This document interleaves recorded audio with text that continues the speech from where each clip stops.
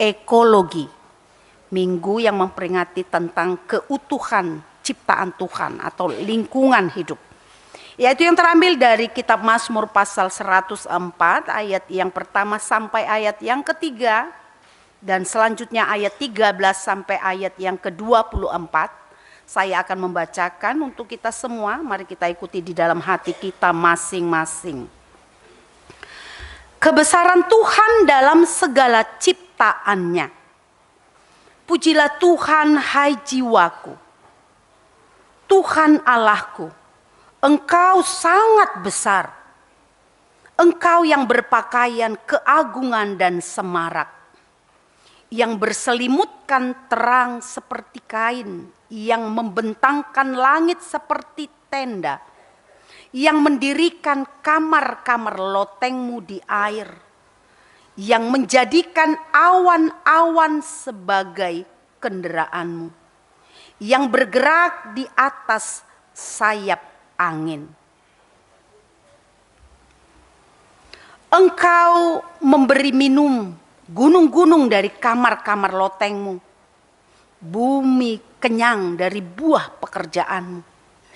Engkau yang menumbuhkan rumput bagi hewan dan tumbuh-tumbuhan untuk diusahakan manusia, yang mengeluarkan makanan dari dalam tanah dan anggur yang menyukakan hati manusia, yang membuat muka berseri karena minyak dan makanan yang menyegarkan hati manusia. Kenyang pohon-pohon Tuhan, pohon-pohon aras di Libanon yang ditanamnya, di mana burung-burung bersarang, burung ranggung yang rumahnya di pohon-pohon sanobar. Gunung-gunung tinggi adalah bagi kambing-kambing hutan. Bukit-bukit batu adalah tempat perlindungan bagi pelanduk. Engkau yang telah membuat bulan menjadi penentu waktu, matahari yang tahu akan saat terbenamnya. Apabila Engkau mendatangkan gelap, maka hari pun malamlah. Ketika itulah bergerak segala binatang hutan. Singa-singa muda mengaum-ngaum akan mangsa dan menuntut makanannya dari Allah. Apabila matahari terbit, berkumpullah semuanya dan berbaring di tempat peteduhannya. Manusia pun keluarlah ke pekerjaannya dan ke usahanya sampai petang. Betapa banyak perbuatanmu ya Tuhan, sekaliannya kau jadikan dengan kebijaksanaan. Bumi penuh dengan ciptaanmu. Demikian firman Tuhan. Bapak, Ibu, dan saudara-saudara sekalian, kalau ada pertanyaan yang mengatakan, dari mana manusia bisa tahu ada Tuhan? Dari mana manusia bisa mengenal Tuhan? Bapak, Ibu, dan saudara-saudara sekalian, yang jelas bukan manusia yang berusaha untuk bisa mengenal Tuhan. Makanya manusia bisa kenal adanya Tuhan. Tetapi sesungguhnya adalah Tuhan Allah yang memperkenalkan dirinya, menunjukkan keberadaannya, bahwa dia ada, bahwa dia berkuasa, bahwa dia penguasa, bahwa dia ajaib, bahwa dia besar, bahwa dia agung, lewat dua cara dia menyatakan.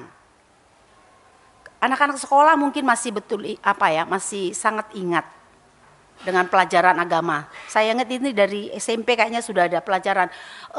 Dua penyataan Allah, penyataan umum, penyataan khusus. Masih ingat kan semua kan? Gak ada agama, masa sih gak ada pelajaran? Yang tunas remaja ada gak pelajaran gitu di sekolah? Ada kan? Ada pasti. Kecuali di sekolah itu gak ada pelajaran agama ya. Itu pasti ada. Ada penyataan umum, ada penyataan khusus. Penyataan umum itu adalah bagaimana Allah menyatakan dirinya, keberadaannya melalui karya ciptanya. dengan semua apa yang Tuhan ciptakan, karyanya di bumi ini, di semesta ini, bagaimana dia menciptakan langit, bumi, semua yang ada, hewan, tumbuhan, gunung, bukit, lautan, semua yang ada di angkasa raya, di jagat raya ini. Di situ Tuhan menyatakan dia ada. Dia mencipta, dia berkuasa. Lewat semua fenomena-fenomena alam ini, tanda-tanda alam, hukum-hukum alam, ada katanya gravitasi, ada ini dan itu. Di situ manusia belajar mengetahui, oh ternyata ada pengatur. Kenapa semua bintang-bintang dan seluruh benda-benda di angkasa raya ini tidak saling tabrakan, tapi ada rotasi khusus untuk setiap benda-benda di alam raya ini. Semua itu nggak terjadi dengan begitu saja.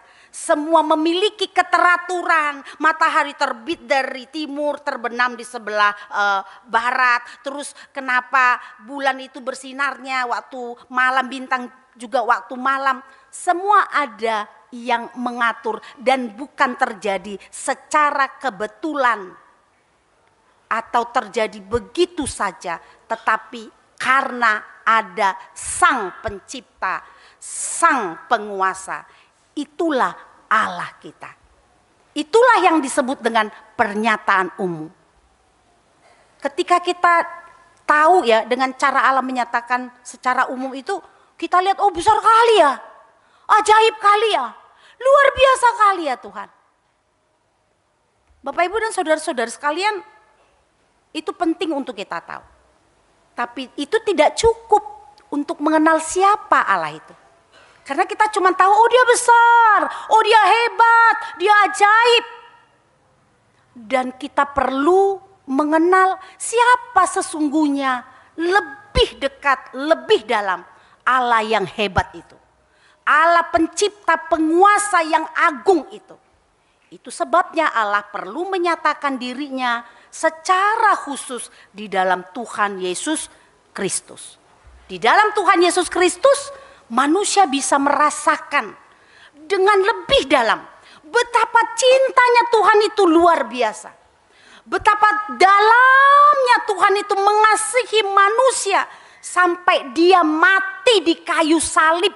Itu satu bukti keagungan, kebesaran dalamnya cinta Tuhan terhadap kita. Jadi kalau kita mau mengenal Tuhan itu dengan lebih dalam dan merasakan di dalam diri kita cintanya itu langsung secara pribadi, maka kita harus punya pengenalan secara khusus tadi, yaitu percaya kepada Yesus Kristus. Bapak, Ibu dan saudara-saudara yang dikasihi oleh Tuhan Yesus Kristus, Mazmur 104 yang saya bacakan tadi ya, di satu perikop itu ayat 1 sampai ayat 35 itu 35 ayat satu pasal itu. Ayat itu bercerita seperti kata judulnya, kebesaran Tuhan dalam segala ciptaannya. Ini sebuah kesaksian ya. Kesaksian pemazmur yang melihat, memperhatikan betapa luar biasanya, betapa besarnya kuasa Allah dengan apa yang dia perhatikan yang ada di bumi ini. Baik itu yang ada di lautan, baik itu yang ada di langit lewat benda-benda penerang, baik itu makhluk yang sangat kecil sampai makhluk yang begitu besar. Pemazmur memiliki sebuah pengakuan dan kesaksian. Semua itu ada karena kebesaran kuasa Tuhan. Mencipta, bukan cuma dicipta tanpa diawasi, diawasi.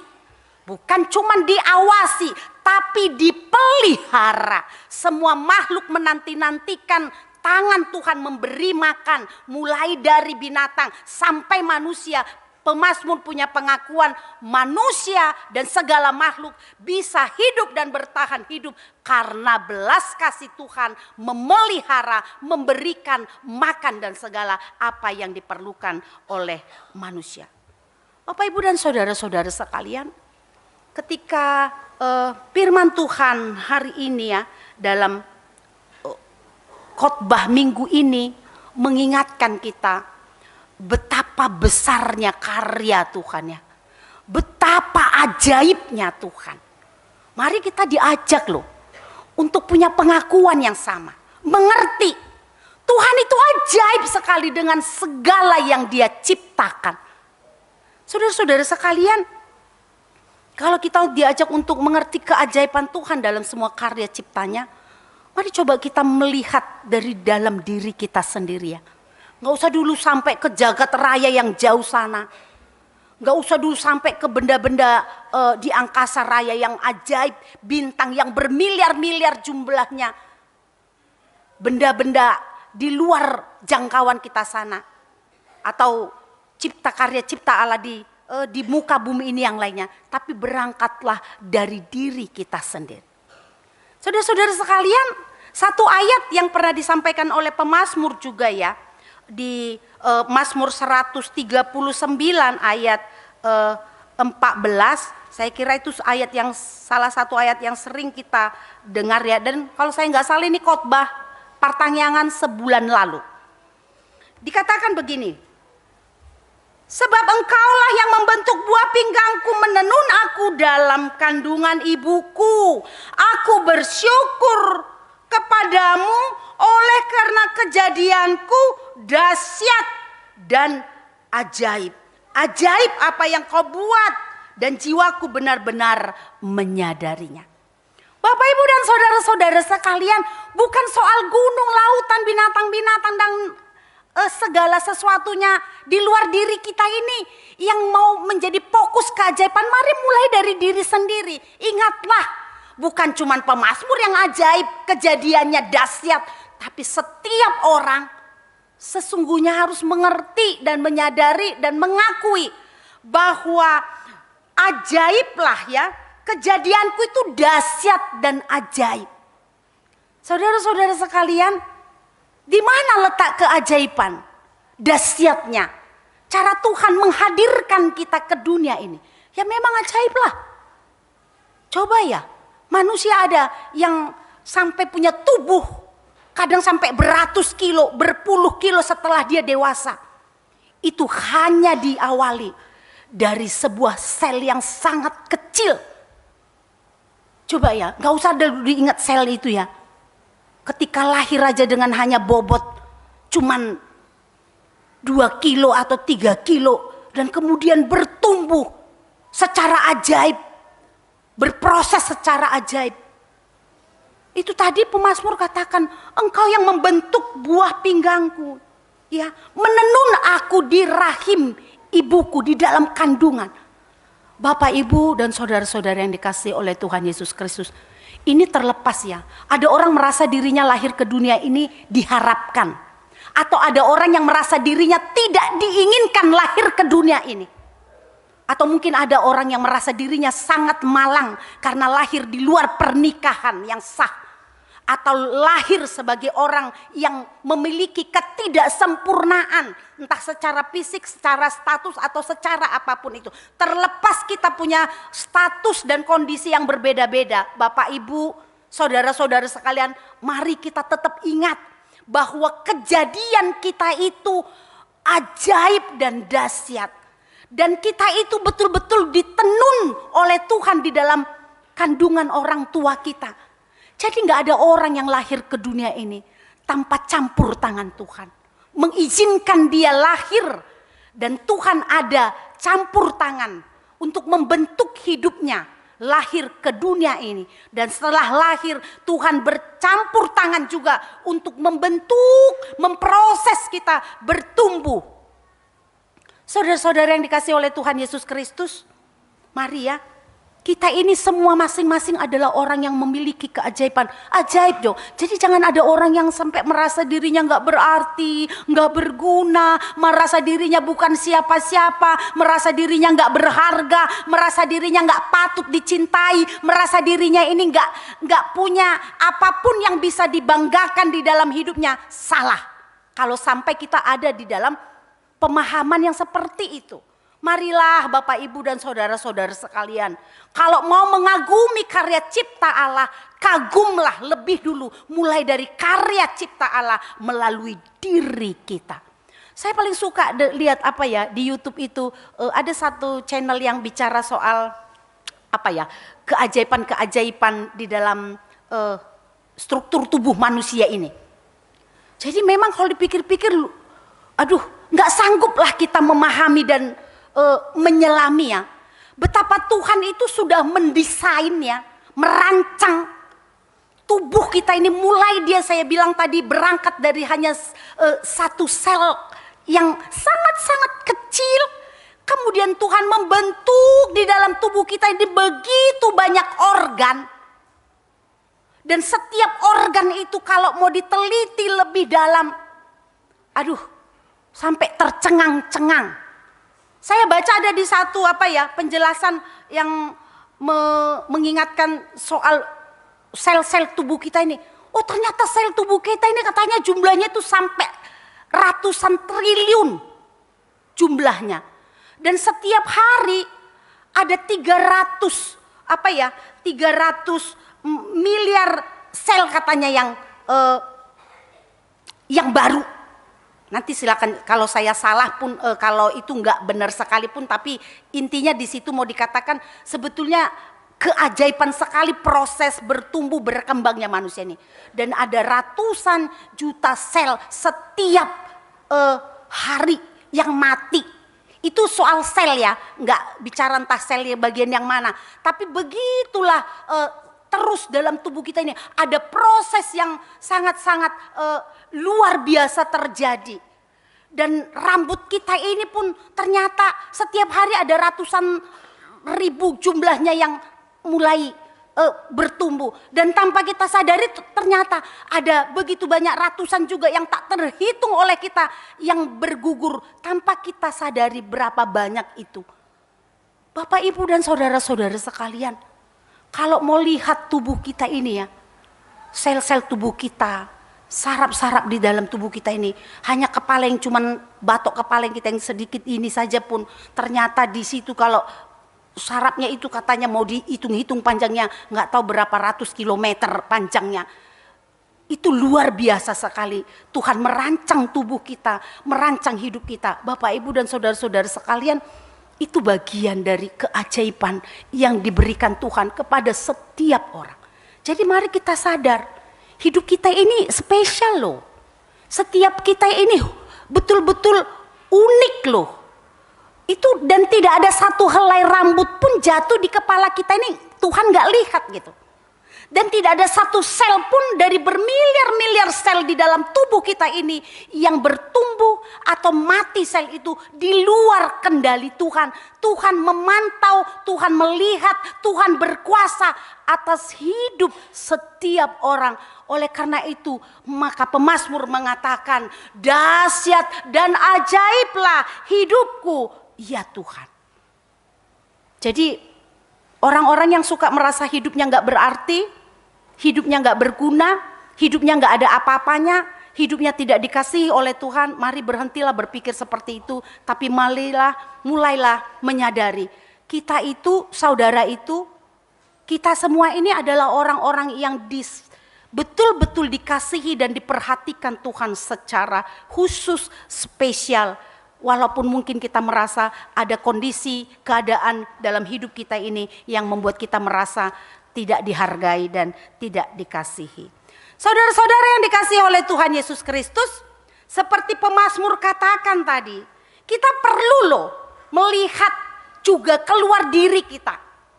Bagaimana indahnya bumi ini, alam ini, bagaimana dahsyatnya seluruh karya cipta itu. Dan ketika kita perhatikan semua itu, langit, bintang, Semua itu akan melahirkan sebuah pujian. Itu tadi lagu kita kan. Maka jiwaku pun memujimu sungguh besar. Berangkat dari ketika kita melihat ada bulan, ada bintang. Saudara-saudara sekalian, jadi kalau kita untuk urusan memuji Tuhan, menyembah Tuhan, bersyukur kepada Tuhan, janganlah hanya karena kita dapat rezeki. Janganlah hanya kita dapatkan berkat seabrek-abrek dan itu menjadi alasan. Hanya itu yang jadi alasan bagi kita kemudian memiliki hati yang betul-betul tergerak untuk memuji dan bersyukur kepada Tuhan. Tapi mari kita perlu belajar mengasihi Tuhan, menyembah Tuhan, memuji Dia. Seperti apa yang dilakukan oleh pemazmur ini, berangkat dari sebuah kesadaran akan kebesaran Tuhan lewat semua ciptaannya.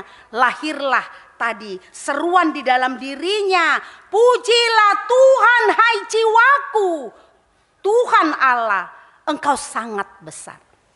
Bapak Ibu dan saudara-saudara sekalian, kita senang ya kalau ada bagian dari acara gereja kita mengadakan retreat, kita bikin ibadah padang ya, seperti yang dilakukan oleh saudara-saudara kita dari week 2 Beringin kemarin. Kita wisata rohani biasanya mengambil tempat-tempat yang alamnya bagus, yang tempat itu cantik, indah, dan dengan demikian kita mau merasakan keindahan alam, keindahan karya cipta Tuhan yang membuat kita kemudian akan memiliki hati yang semakin kagum, semakin hormat, semakin kita merasakan kebesaran Tuhan. Itu makanya namanya wisata rohani.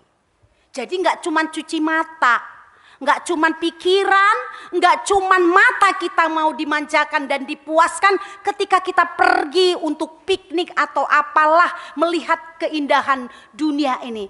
Tapi saudara-saudara sekalian, ingatlah, mari pakai setiap momen kesempatan ketika kita berwisata itu harus membuat sebuah pujian, kekaguman, kehormatan bagi Tuhan.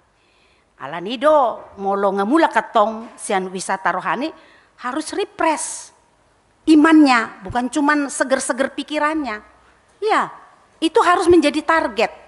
Jadi kalau ada orang udah pergi wisata rohani, efeknya makin malas ke gereja, itu udah dipertanyakan kan. Pulang wisata rohani yang betul itu semangatnya makin membara untuk memuji Tuhan.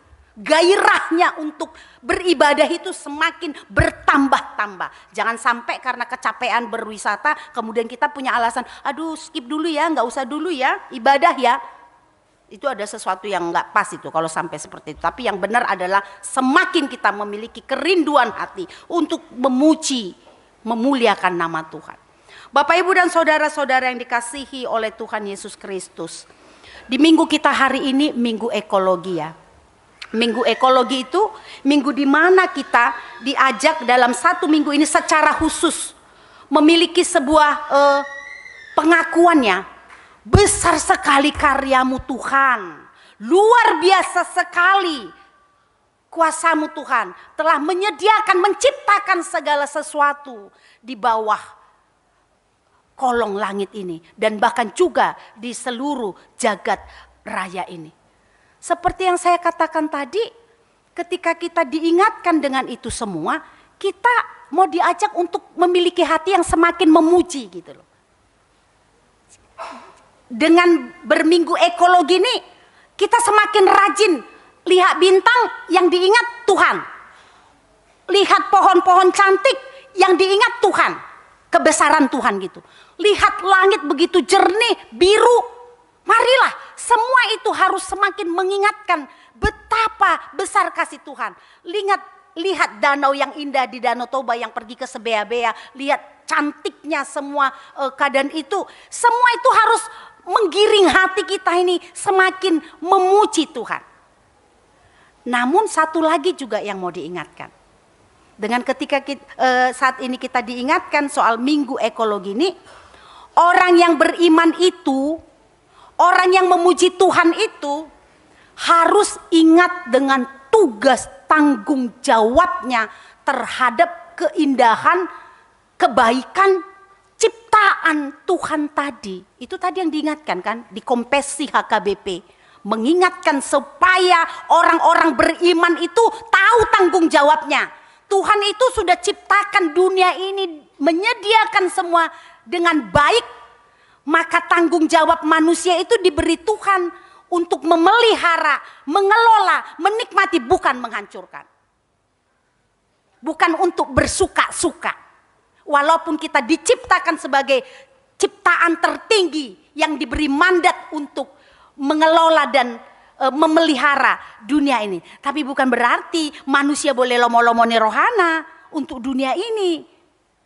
Ini binatang kan dicipta untuk manusia. Kemudian kita menjadi manusia penyiksa binatang. Ini kan pohon-pohon ini dicipta, ini bumi ini untuk tempat tinggal manusia ini. Kemudian ada orang gak bertanggung jawab. Pohon-pohon semua dipotongi tanpa tahu dampaknya itu akan mengganggu keseimbangan lingkungan. Bapak, Ibu, dan saudara-saudara sekalian, belakangan ini kita sudah semakin banyak yang merasakan susahnya, sakitnya ya. Dunia yang dicipta Tuhan dengan begitu indah, dengan begitu baik, ternyata pada akhirnya menjadi tempat yang sudah gak nyaman lagi. Gak nyaman lah, lihatlah pemanasan global ini. Sebetulnya dunia ini indah loh, sejuk loh. Tapi lihatlah, kita semua udah mulai merasakan kan gerahnya, panasnya. Itu kan dampak pemanasan global. Kita sudah, walaupun mungkin kita tidak menjadi orang yang merasakan akibat itu ya. Lihatlah begitu banyak terjadi bencana kan. Banjir bandang. Kalau disebut banjir bandang itu kan itu sudah memang betul-betul penyebabnya karena penggundulan hutan kan. Yang gunduli hutan itu manusia yang rakus, yang taunya cuma menebangi pohon tapi gak ingat bertanggung jawab menanam kembali pohon yang bisa menjaga kelestarian lingkungan. Kalau kita yang di kota ini biasanya kalau ada banjir bukan banjir bandang ya sekitaran Medan, tapi lebih kepada banjir karena saluran-saluran air itu sumbat. Ya kan Manginang? Sumbat kan? Sumbatnya itu karena apa? Mungkin saya pun, mungkin Bapak Ibu dan kita semua di sini adalah penyumbang ya, penyumbang sampah yang membuat sukot, sumbat, got, saluran dan apa ya pun itu tadi yang bisa menjaga supaya drainase itu bagus. Oleh karena itu mari Bapak Ibu dan saudara-saudara sekalian, kita diingatkan dengan Minggu Ekologi ini, bersama-samalah kita menunjukkan iman kita tadi, memuji Tuhan tadi karena kebesarannya itu dengan punya cara hidup yang benar. Gak betul kada orang puji Tuhan atas kebesaran Tuhan di bumi ini, kerjanya buangin sampah ke paret. Gak betul itu. Di manalah imannya orang memuji Tuhan yang menciptakan bumi ini, ale ulaona menyebabkan bencana banjir. Gak betul. Jadi itu sebabnya Bapak Ibu dan saudara-saudara sekalian, ini harapan bagi kita semua. Saya baca kembali tadi ya.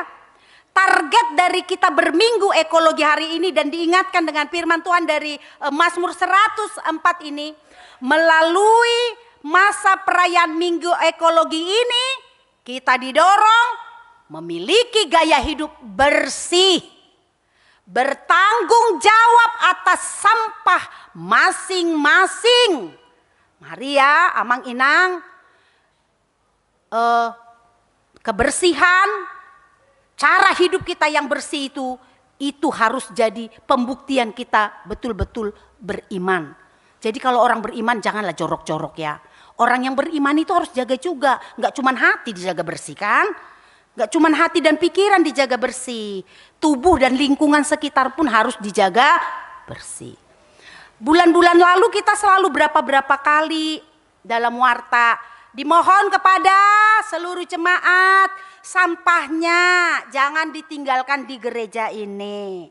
Ada sih sedikit perubahan, tapi kami melihat setelah itu nggak diingatkan kembali. Kami selalu melihat banyak botol-botol plastik, bekas minuman, bungkus permen atau apapun yang masih tega jemaat meninggalkan di gereja ini. Atau meletakkan begitu saja di halaman gereja. Marilah Bapak Ibu dan saudara-saudara sekalian, kita mulai dari hal-hal kecil. Kita mulai dari diri kita. Kita mulai dari rumah kita, dari komplek kita, dari gereja ini. Mari kita hargailah untuk belajar meletakkan sampah pada tempatnya. Mungkin itu nampaknya sepele, tapi coba kalau setiap orang mulai bertobat, tidak lagi suka buang sampah sembarangan. Boto hita manginang. Aduh tabu hiat do kan. Mulu ias kotai. Ajak kayaknya tuh luar negeri. Tapi kalau dengar cerita orang yang sudah ke luar negeri itu, nggak ada sampah satu pun terletak di jalan. Dan bahkan kalau ada sampai kayak di Singapura, buang sampah entah puntung rokok atau kertas atau bungkus permen, kena denda. Dan CCTV ada di mana-mana. Polisi ada di mana-mana. Gampang langsung kena denda. Tapi Bapak Ibu nggak usah lah ya.